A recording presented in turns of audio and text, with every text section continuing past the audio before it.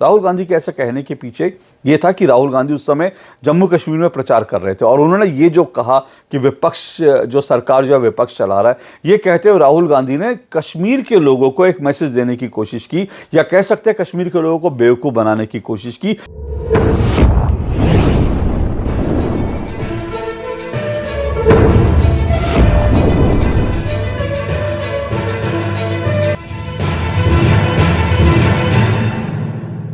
विपक्ष के नेता राहुल गांधी इन दिनों भारतीय राजनीति में नए नए जुमले गढ़ रहे हैं, नई नई थ्योरीज थ्रो कर रहे हैं।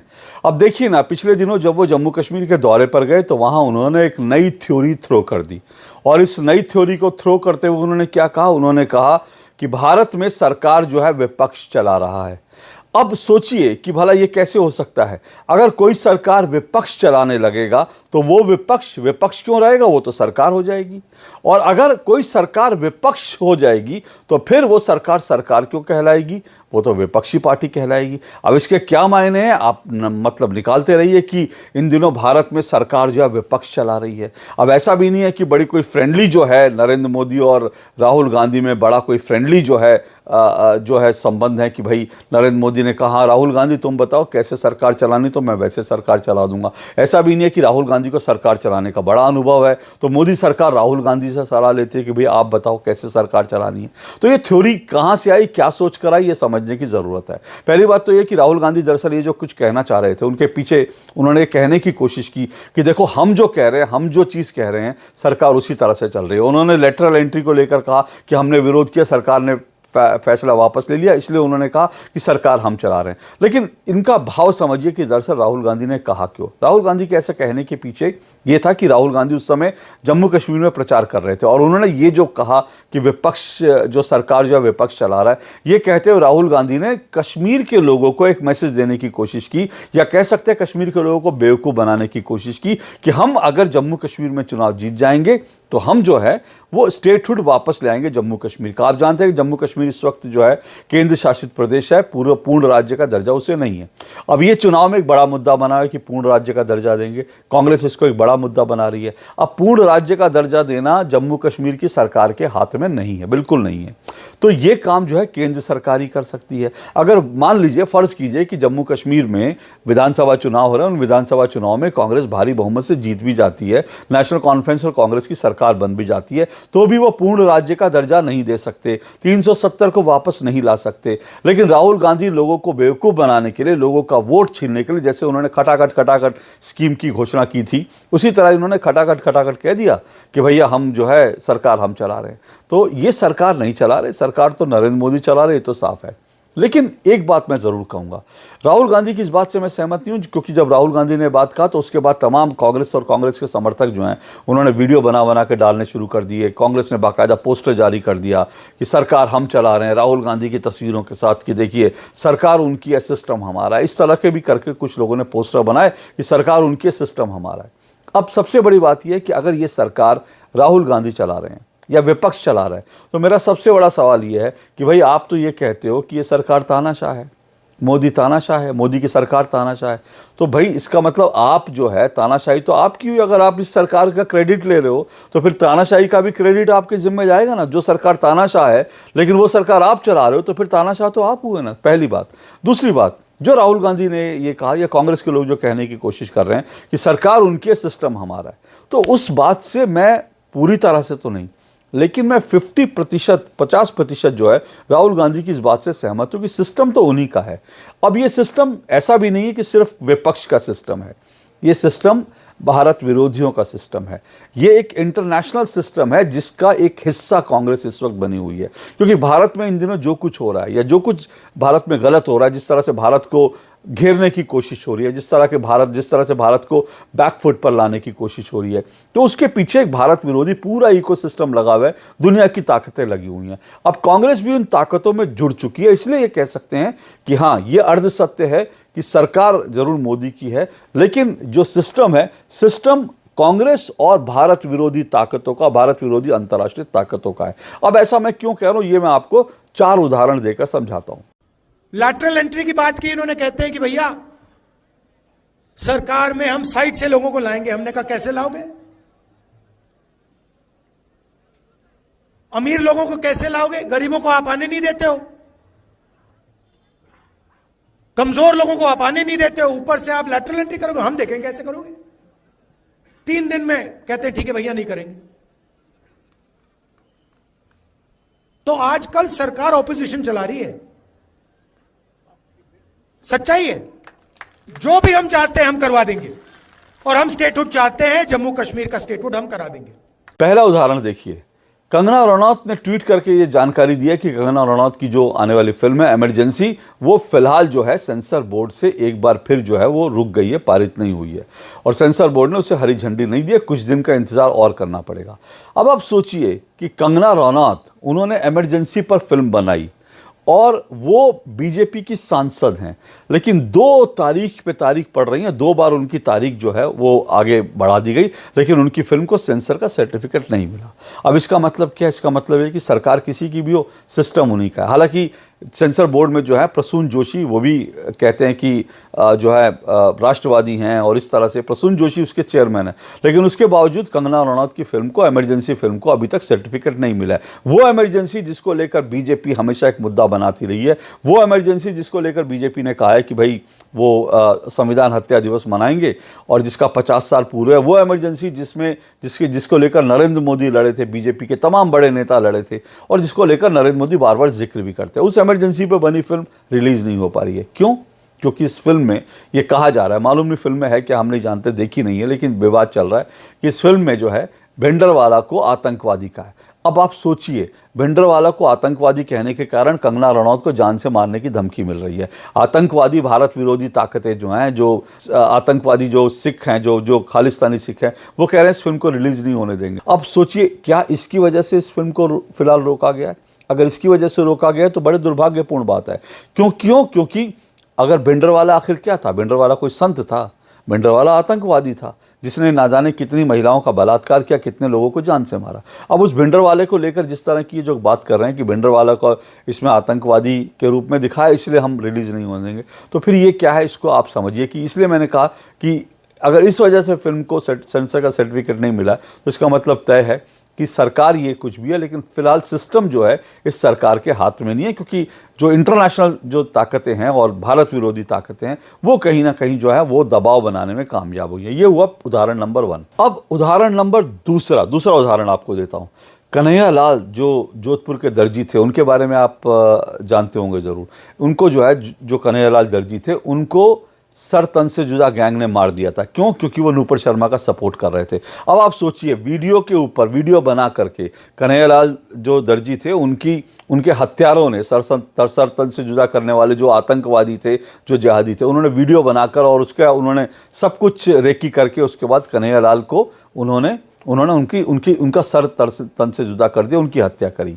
लेकिन उस पूरे गिरोह में, उस पूरे गैंग में जो इसमें शामिल थे, उसमें से एक व्यक्ति को अदालत ने जमानत दे दी है।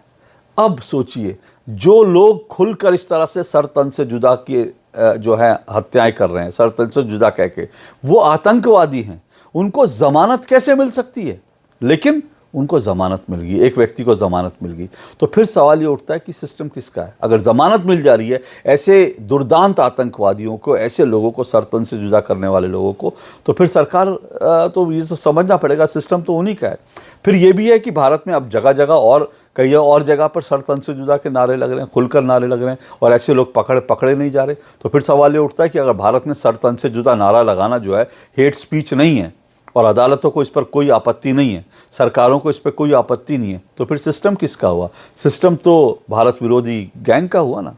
ये हुआ दूसरा उदाहरण। अब आपको तीसरा उदाहरण देता हूं। तीसरा उदाहरण है गौरव शर्मा नाम का एक कैब ड्राइवर। आपने इस गौरव शर्मा का नाम सुना होगा। कुछ समय पहले गौरव शर्मा ये जो उबर की टैक्सी चलाता था, ये टैक्सी में एक पाकिस्तानी नागरिक को और जो है एक उसकी जो गर्लफ्रेंड थी, उसकी जो महिला मित्र थी, उनको टैक्सी में लेकर जा रहा था। अब ये जो टैक्सी चला रहा था, तो इसके पीछे जो पाकिस्तानी नागरिक और उनकी महिला मित्र बैठी थी, उन्होंने भारत के खिलाफ अनाप शनाप बोलना शुरू कर दिया कि भारत बकवास देश है, भारत ऐसा है, पाकिस्तान बड़ा अच्छा है, और भारत को लेकर उन्होंने तमाम चीज़ें कहनी शुरू करी। अब वो गौरव शर्मा जो कैब ड्राइवर थे, अब वो भारतीय कैब ड्राइवर, उनको वो ये सब सुन नहीं पाए।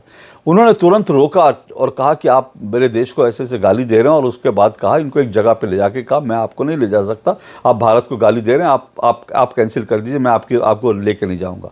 उसको लेकर उन्होंने वीडियो बना ली और सब हुआ, वो सब आपको मालूम है, उसके ऊपर काफ़ी हंगामा हुआ। अब गौरव शर्मा ने जो काम किया उसको लेकर देश भर में लोग उनके लिए ताली बजा रहे हैं, कह रहे कि बड़ा अच्छा शानदार काम किया गौरव शर्मा ने, कि अगर पाकिस्तान के इस तरह से गुण गाने वाले को उन्होंने जो है अपनी गाड़ी से उतार दिया। लेकिन उसके बाद गौरव शर्मा के साथ हुआ क्या? अब गौरव शर्मा के साथ हुआ क्या कि उबर ने, जिनकी टैक्सी चला रहे थे, उनकी टैक्सी कैंसिल कर दी, उनका सब कुछ कैंसिल कर दिया, टैक्सी उनसे ले ली, टैक्सी ले ली, 25,000 रुपये का उन पर जुर्माना लगा दिया। 25,000 रुपये का, 25,000 या 30,000 है, कुछ ऐसी जुर्माना है। 25,000 30,000 का उनका जो सब कुछ कॉन्ट्रैक्ट था वो कैंसिल कर दिया कि आपको हम गाड़ी नहीं देंगे। और इस तरह से आज वो व्यक्ति जो है वो सड़क पर आ गया, उसके पास नौकरी नहीं है। गौरव शर्मा ने बाकायदा एक वीडियो बना करके मदद मांगी है और कहा है कि मेरे पास आज कुछ भी नहीं है, मैं घर बैठ गया हूँ क्योंकि मैंने भारत को लेकर इस तरह से भारत भक्ति दिखाई थी। अब आप सोचिए, ये उबर कंपनी जो है ये किसकी है? अब आप इस उबर कंपनी में काम करने वाले लोग कौन है? ये तमाम सवाल मैं इसलिए उठा रहा हूँ क्योंकि उबर को लेकर पहले भी बहुत सारी जानकारियाँ आई हैं, और उबर के अंदर जो लोग काम करते हैं उनको लेकर बहुत सारी जानकारियाँ आई हैं। मैं उसके बारे में आज डिटेल में नहीं कहूँगा, लेकिन सोचिए कि एक ऐसा व्यक्ति जिसने भारत के अंदर भारत को गाली देने वाले एक पाकिस्तानी नागरिक को उतार दिया, उसकी उबर ने उसके ऊपर फाइन लगा दिया और उबर ने उसकी टैक्सी और उसका वो सब कॉन्ट्रैक्ट कैंसिल कर दिया। अब अगर ऐसा भारत में हो रहा है तो फिर लगता है ना ये सिस्टम किसका है। अब आपको चौथा उदाहरण देता हूं। आपको मालूम है कांग्रेस और इंडी गठबंधन जो है, पत्रकारों का जब उनसे कुछ मुश्किल सवाल पूछ लो या जो उनके फेवर में नहीं खड़े रहते उन पत्रकारों का बहिष्कार करती है। ये कांग्रेस ने और इंडी गठबंधन ने एक नियम बना रखा है, पिछले कई 1-1.5 साल से यही कर रहे हैं। चुनाव जैसे ही आए उन्होंने 14 पत्रकारों की एक लिस्ट निकाल दी और कहा कि इन पत्रकारों का बहिष्कार, इनके डिबेट शो में हम नहीं जाएंगे, ऐसे नहीं जाएंगे, वैसे नहीं जाएंगे, सब उन्होंने कर दिया।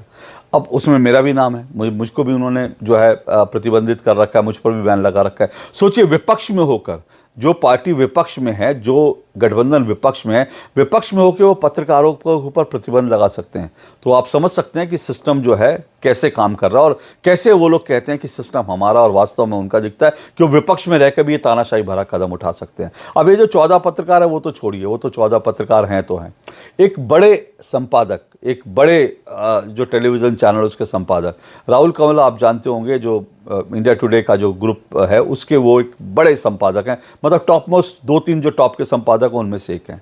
राहुल कंवल को लेकर एक डिबेट के दौरान राहुल कंवल ने कांग्रेस को लेकर, इंदिरा गांधी को लेकर कुछ टिप्पणी करी और उन्होंने इस तरह से डिबेट में उन्होंने कुछ बात कही। उसको लेकर कांग्रेस ने राहुल कंवल का बहिष्कार कर दिया, कहा कि राहुल कंवल का हम बहिष्कार करें, राहुल कंवल के किसी शो में नहीं जाएंगे। अब 2 दिन पहले खबर क्या आई है?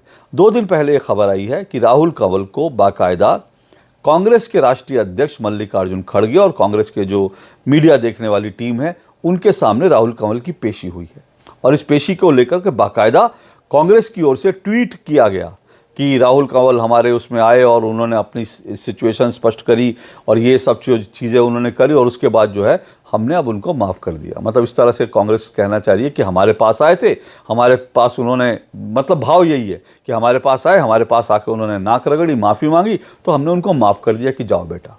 अब आप सोचिए, 10 साल हो गए इस सरकार को, मोदी सरकार को, 11वां साल है। 11वां साल में दुनिया भर के जो संपादक और पत्रकार हैं उन्होंने मोदी को लेकर क्या कुछ नहीं कहा। एक बार की कोई संपादक जो है कांग्रेस बीजेपी ऑफिस में समन नहीं हुआ। एक बार किसी संपादक को लेकर बीजेपी ने टिप्पणी नहीं डाली कि यहाँ हमारे पास आए थे, हमसे माफ़ी मांग के गए और हमने इनको माफ़ कर दिया, चलो अब ठीक है।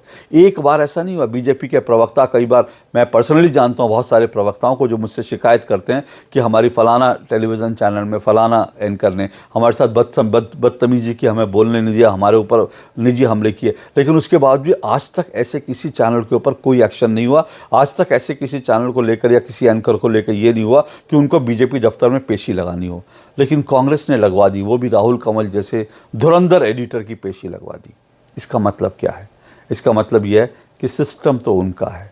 और ये तो 4 घटनाएं, मैं आपको ऐसी दर्जनों घटनाएं गिना सकता हूं, क्योंकि दरअसल ये सिस्टम उनका है। और ये बात मैं बार बार कहता हूं कि मोदी सरकार ने बहुत बढ़िया काम किया, बहुत अच्छे काम किए। भारत की अर्थव्यवस्था बढ़ रही है।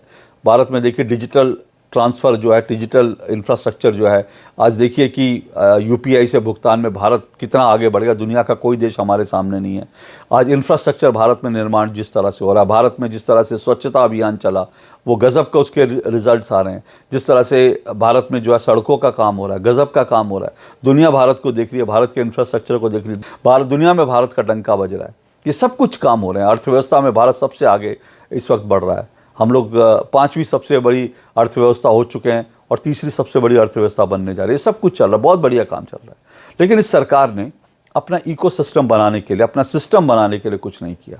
और उसी का अगर आप इकोसिस्टम अपना नहीं बनाएंगे तो फिर ये दिक्कत आएगी। सिस्टम आप अगर वही अधिकारी रहेंगे, वही सब कुछ रहेगा, उसी तरह के लोग सिस्टम में बैठे रहेंगे जो अपने हिसाब से काम करेंगे और सरकार उनको हैंडल नहीं कर पाएगी, तो फिर यही होगा, सरकार आपकी रहेगी, सिस्टम उनका रहेगा।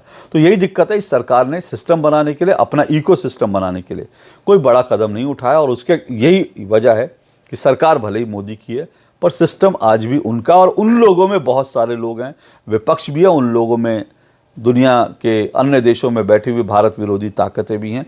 उनका सिस्टम जो है वो चल रहा है। आज के लिए इतना ही। नमस्कार।